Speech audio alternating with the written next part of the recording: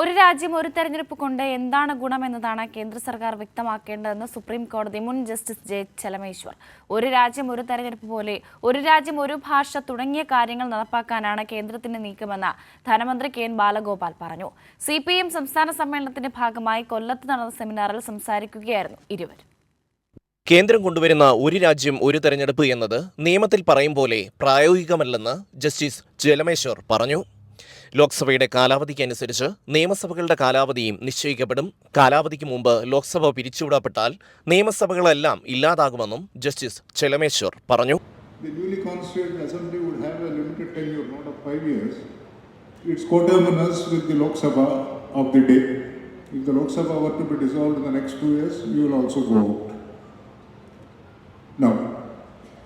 Whether all this is really good, bad, I don't want to pass any judgment here. They are all value judgments, political values. I don't want to spend not that time. It is not necessary for us. Question is, would it in any way achieve the purpose sought to be achieved? What is professed in the objects and reasons is, will minimize the election time. രാജ്യത്തിന്റെ federal സ്വഭാവത്തെ പാടെ ഇല്ലാതാക്കുന്നതാണ് കേന്ദ്ര സർക്കാരിന്റെ നീക്കങ്ങളെന്ന് ധനമന്ത്രി K N Balagopal പറഞ്ഞു.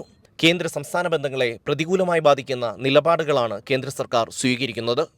ഒരു loose jacket പോലെ loose jacket democracy, അതത് സ്റ്റേറ്റുകളുടെ അതത് പ്രദേശത്തിന്റെ ഡെമോക്രാറ്റിക് റൈറ്റ്സ് ഉണ്ടാവണം, അതേസമയം പൊതു കൺട്രോൾ ഉണ്ടാവണം. കോപ്പറേറ്റീവ് ഫെഡറലിസത്തിന്റെ ഏറ്റവും പ്രധാനപ്പെട്ട ഭാഗം അതാണ്.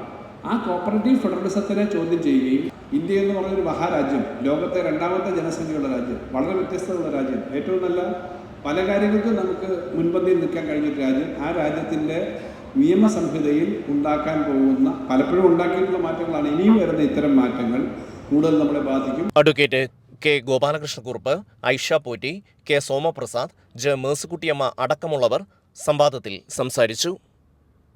കൈരളി ന്യൂസ്, കൊല്ലം.